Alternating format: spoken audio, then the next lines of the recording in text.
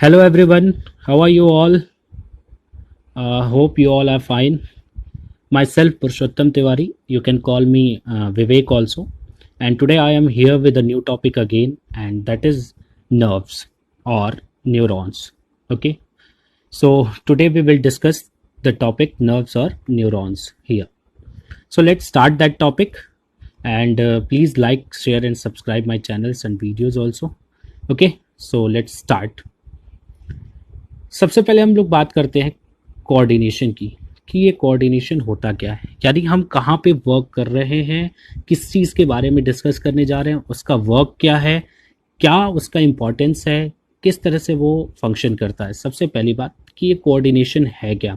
Coordination का मतलब है स्टूडेंट्स, जब कोई भी दो अलग अलग तरह के सिस्टम्स आपस में एक साथ मिलते हैं और एक साथ मिल करके एक फंक्शन को परफॉर्म करते हैं, एक साथ एक टाइम पे एक फंक्शन को परफॉर्म करते हैं और उसे कंप्लीट करते हैं सक्सेसफुली, तो इस प्रोसेस को हम कोऑर्डिनेशन कहते हैं। That process is called coordination. Okay, तो ह्यूमन में आप जानते हैं कि ऑर्गन लेवल ऑफ ऑर्गेनाइजेशन होता है, और ऑर्गन लेवल ऑफ ऑर्गेनाइजेशन के कारण ह्यूमन में बहुत सारे अलग अलग तरह के ऑर्गन्स होते हैं जो ऑर्गन सिस्टम्स का को फॉर्म करते हैं, और सारे के सारे ऑर्गन सिस्टम्स मिलके अपना वर्क परफॉर्म करते हैं, जिससे कि हमारी बॉडी में होने वाली जो भी वाइटल एक्टिविटीज़ हैं वो स्मूथली होते रहते हैं।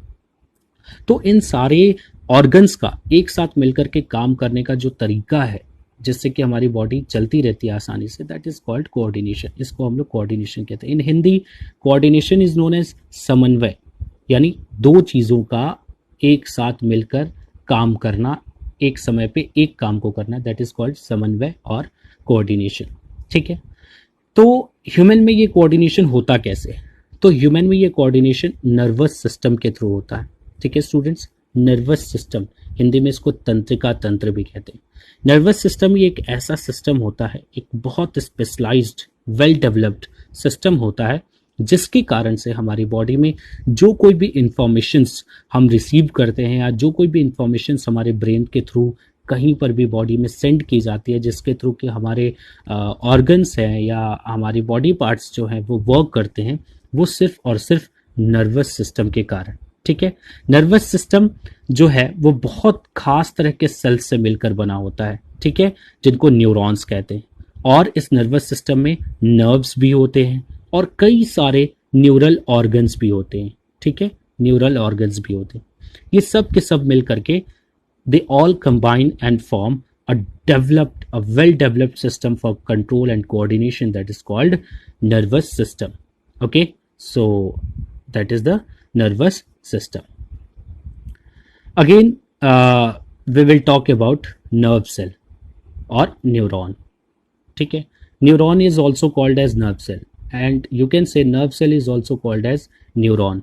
Okay students, so let's discuss कि ये neuron या तंत्रिका कोशिका या nerve cell है क्या। ठीक है, first thing, the information from environment is detected by the nerve cell called neurons. Suppose कोई भी एक पर्सन है, वो पर्सन अपने एनवायरनमेंट में किसी भी तरह के चेंजेस को फील करता है, लाइक अचानक से मौसम का बदल जाना, ये कई तरह के ऐसी चीज़ें हो सकते हैं। वो अगर फील करता है तो एनवायरनमेंट में होने वाले चेंजेस जब वो फील करता है तो वो चेंजेस किसके थ्रू डिटेक्ट होते हैं? वो चेंजेस न्यूरॉन्स के थ्रू या नर्व सेल्स के थ्रू डिटेक्ट होते हैं, जिनकी आज हम बात कर रहे हैं। ठीक है स्टूडेंट्स, तो ये न्यूरॉन्स ही हैं, ये नर्व सेल्स ही हैं जो हमारे बॉडी के बाहर हमारे इन्वायरमेंट में होने वाले हर एक चेंजेस को हमें हमारे माइंड तक, हमारे ब्रेन तक पहुंचाते हैं, ताकि हम उसके थ्रू वर्क कर सकें और अपनी बॉडी को स्टेबल बना सकें। ठीक है, second most important thing about nerve cell, that it is the longest cell of human body. हमारी बॉडी में, ह्यूमन बॉडी में सबसे लॉन्गेस्ट सेल जो है दैट इज नर्व सेल, सबसे लॉन्गेस्ट सेल। ठीक है, सबसे लंबी कोशिका दैट इज तंत्रिका कोशिका और nerve cell. Okay, and the nerve cell are specialised for conducting information through electrical impulse. सबसे खास बात मैं यहाँ पे आपको बताना चाहूँगा कि हमारे इन्वायरमेंट में जो भी चेंजेस होते हैं ठीक है, वो चेंजेस इम्पल्स के फॉर्म में हमारी बॉडी में एंटर करते हैं। ठीक है, इम्पल्स के फॉर्म में वो जनरेट होते हैं, इलेक्ट्रिकल इम्पल्स के फॉर्म में वो जनरेट होते हैं। ठीक है, सबसे पहली बात कि कोई भी तरह का चेंज जो हमारी बॉडी के बाहर होता है दैट इज कॉल्ड स्टिमुलस। जो चेंज हमारी बॉडी के बाहर हो रहा है उसको हम लोग क्या कहते हैं, स्टिमुलस कहते हैं।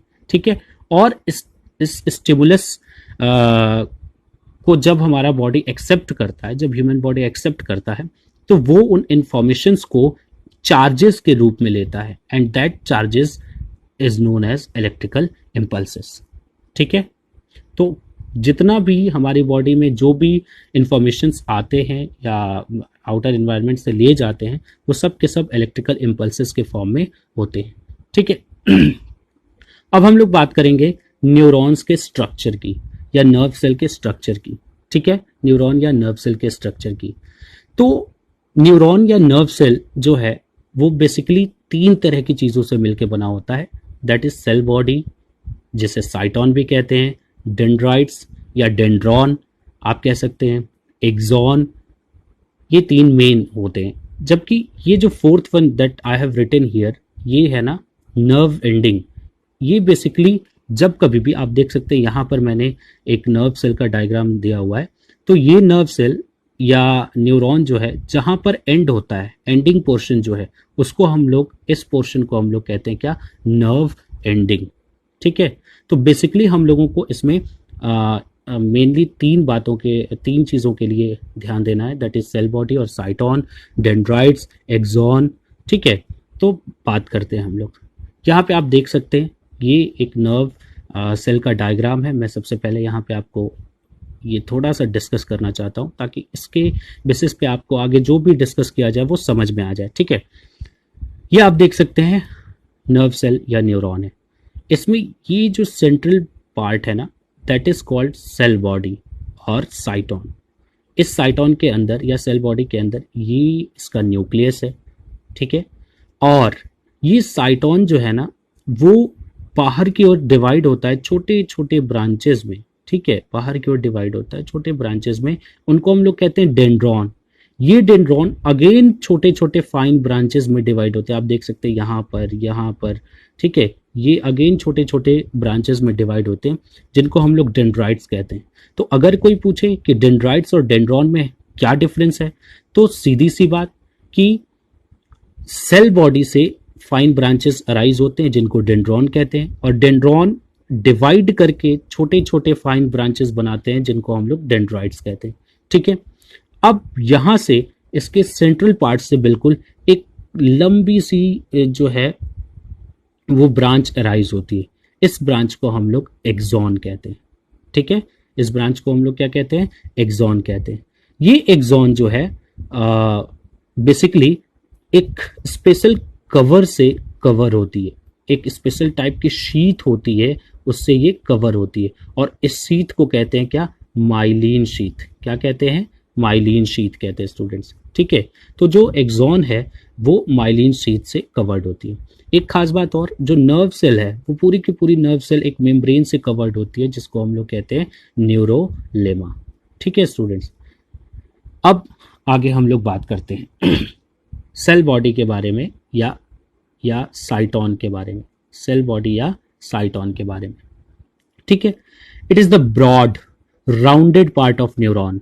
ठीक है, ये सबसे चौड़ा वाला राउंडेड पार्ट होता है न्यूरॉन का, and it has a central nucleus. आप देख सकते हैं यहाँ पे न्यूक्लियस भी है, साइटोप्लाज्म, ये साइटोप्लाज्म है, and various cell organelle except centriole, और कई सारे इसमें सेल ऑर्गेनल्स होते हैं सेंट्रियोल को छोड़कर।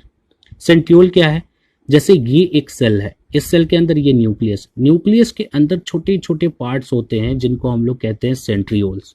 ठीक है स्टूडेंट, तो ये जो सेंट्रियोल्स हैं वो नर्व सेल में एब्सेंट होते हैं। उसके अलावा बाकी जितने भी सेल ऑर्गेनल्स हैं, जैसे माइटोकॉन्ड्रिया हो गया, ये सारे सेल ऑर्गेनल्स वेल डेवलप होते हैं, बहुत ज़्यादा डेवलप होते हैं और नर्व सेल में प्रेजेंट होते हैं। आगे हम लोग बात करते हैं सेकेंड चीज जो है dendrites. There are the protoplasmic branched processes of the cell body which receive and transmit stimulus.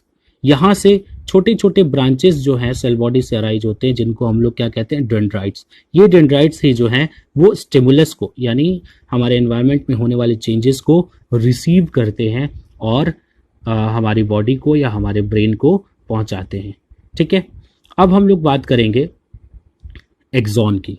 तो एक्सॉन क्या होता है? These are long fibre like cytoplasmic processes. ये लंबे जो है वो सेल बॉडी से, साइटोप्लाज्म से डिवाइड होके अराइज होते हैं, जिनको हम लोग एक्सॉन कहते हैं। ठीक है, they conduct impulses away from the body. ये इम्पल्सेस को बॉडी से दूर ले जाते हैं। ठीक है, यानी कि आप कह सकते हैं कि बॉडी से इम्पल्सेस को दूर ले जाते हैं, यानी बॉडी से इम्पल्सेस को कहाँ लाते हैं? हमारे CNS तक। CNS यानी central nervous system. Nervous system को 3 पार्ट्स में क्लासिफाई किया गया है, ANS autonomic nervous system, PNS peripheral nervous system, CNS यानी सेंट्रल नर्वस सिस्टम। कई जगह आप देखेंगे बेसिकली सेंट्रल नर्वस सिस्टम और पेरिफेरल नर्वस सिस्टम, 2 ही तरह के नर्वस सिस्टम्स जो है वो बताए जाते हैं, डिस्क्राइब किए जाते हैं। ठीक है, the axon may be covered by a protective sheath that is called myelin sheath. पहले हमने इसी के बारे में चर्चा की थी कि एक्सॉन जो है वो एक शीथ से कवर्ड होता है, जिसको हम लोग माइलिन शीथ कहते हैं। ठीक है, यहाँ पे आप देख सकते हैं स्टूडेंट, ये है डेंड्राइट और ये है डेंड्रॉन। डेंड्रॉन ही डिवाइड करके डेंड्राइट्स का फॉर्मेशन करता है। ठीक है, तो ये थी बात नर्व सेल के बारे में, नर्व सेल के स्ट्रक्चर के बारे में और ये सारी चीज़ों के बारे में कि ये वो